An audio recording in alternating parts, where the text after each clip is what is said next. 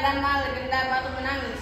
Alkisah disebut bukit yang jauh dari kota di daerah Kalimantan. Hiduplah seorang janda miskin dan seorang anak gadisnya. Anak gadis janda itu bernama Darmi. Rupanya sangat cantik jelita. Namun sayang ia mempunyai perilaku yang amat buruk. Gadis itu amat malas, tak pernah bantu ibunya melakukan pekerjaan rumah. Kejayaan hanyalah bersolek setiap hari. Segala permintaannya harus dituruti. Setiap kali yang minta sesuatu kepada ibunya harus dikabulkan, tanpa memperdulikan keadaan ibunya yang miskin. Setiap hari harus membanting tulang dan suap nasi. Suatu hari, seperti biasa, gadis itu mengurung dirinya dalam kamarnya. Ia tak mau matahari merusak kulitnya. Ia enggan debu-debu mengotori wajahnya. Ibu, Bapak sudah berulang kali aku bilang bahwa setiap aku bangun, ibu harus sudah menata kamar ini hingga rapi. Ibunya dengan belur, air hangat, dan membuat minum sari buah buku. Kamu itu sudah besar, nak. Kamu bisa mengerjakan semua itu sendiri. Ibu kan tahu aku lagi sibuk. Sang ibu hanya mengulus dada, adanya bisa kesibukan bercantik diri. Hanya itulah yang selalu dilakukan putrinya yang pemalas itu. Matahari mulai memancarkan sinarnya. Sang ibu mulai bersiap-siap untuk berangkat ke sawah untuk bekerja. Ia tidak lupa mengajak Darmi untuk membantu di sawah.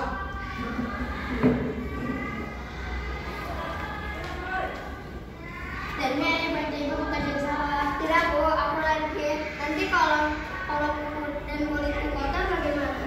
Apakah kamu tidak kasih sama ibu, nak? Saya lagi dandan, Bu. Akhirnya sang ibu pergi ke sawah sendirian. Setelah ibu pulang dari sawah, Darmi langsung menghampirinya. Ibu pulang. Upahnya mana?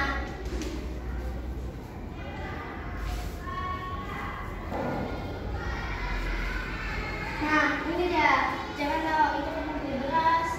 Berapa habis, Bu? Mesti beli yang baru. Kamu itu jadi anak bersama kita aja, tapi tidak kamu mau bekerja. Meskipun marah, sang ibu telah memberikan uang ibu pada Darmi. Keesokan harinya, ketika ibunya pulang dari bekerja, si Darmi meminta lagi uang upah yang diperoleh ibunya untuk membeli alat kecantikan yang lain. Keadaan itu terjadi setiap hari. Suatu hari, sang ibu mencoba untuk membujuk anaknya agar mulai mengubah tabiat buruknya. Bu, mana uangnya? Nah, coba kamu bantu ibu bekerja di sawah. Makasih, Bu. Ibu kan sudah tua, kita ibu berpengalaman Tuhan itu maka tak khawatir lagi engkau bisa mengurus dirimu sendiri. Kita itu orang miskin, kita harus bekerja, harus bisa makan. Siapa suruh jadi orang miskin lagi pula? Aku tidak pernah mintamu jadi ibu, Bu. Baiklah, Bu. Ibu hanya memohon agar kamu tidak mengurung diri di rumah. Kenailah rintanganmu agar ibu tenang jika suatu saat dipanggil Tuhan. Hari berganti hari. Akhirnya, sang anak mau menuruti kehendak ibunya. Ia tidak keberatan untuk kemanapun bersama sang ibu. Tapi anaknya ini mengajukan sebuah syarat bahwa ibunya tidak diperbolehkan untuk mengakui bahwa ia adalah ibunya di depan umum. Sebagai seorang ibu, tentunya hatinya teriris mendengar itu. Namun, sang ibu pun menyetujuinya. Hingga pada suatu hari, anak gadis itu diajak ibunya turun ke desa untuk berbelanja di pasar yang letaknya jauh dari tempat tinggal mereka.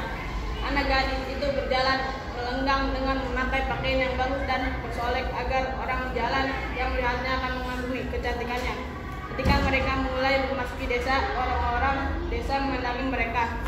Mereka begitu terpesona melihat kecantikan anak gadis itu, terutama para pemuda desa yang tak puas-puasnya memandang wajah gadis itu. Namun ketika melihat orang-orang yang berjalan di belakang gadis itu, sungguh kontras keadaannya. Hal itu membuat orang-orang bertanya-tanya.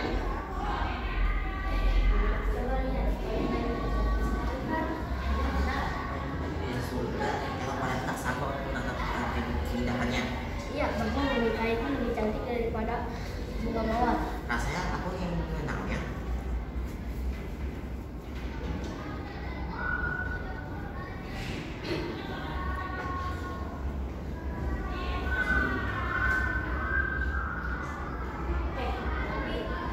Yang berjalan di belakangnya itu siapa ya? Tahu siapa dia? Aku kasihan melihat wanita itu menakamnya. Apa mungkin dia itu Jangan berpikir yang macam-macam. Gak boleh menduga yang tidak baik. mau mana kamu? Mau berkenalan dengan dia. Aku ikut. Di antara orang yang melihat itu, seorang pemuda mendekati dan bertanya kepada gadis itu. Hai, siapa yang berjalan di belakangmu itu? Apakah itu ibumu? Bukan, dia itu budak. Ah iya, kayaknya itu bukan ibumu. Bukan, sudah aku bilang dia itu budak. Pergi sana. Astaga, jangan begitu. Hargai orang ini. Meskipun dia budakku.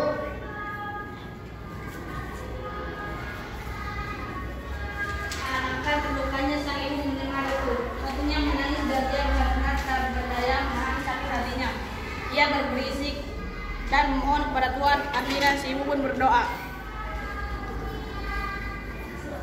Ya Tuhan, hamba tidak kuat menahan hinaan ini. Anak kandung hamba begitu teganya memperlakukan diri hamba sedemikian rupa. Tuhan, hukumlah anak durhaka ini, hukumlah dia. Atas kekuasaan Tuhan Yang Maha Esa, perlahan-lahan tubuh gadis durhaka itu berubah menjadi batu. Perubahan itu dimulai dari kaki. Ketika perubahan itu telah mencapai setengah badan, anak gadis itu menangis memohon ampun kepada ibunya.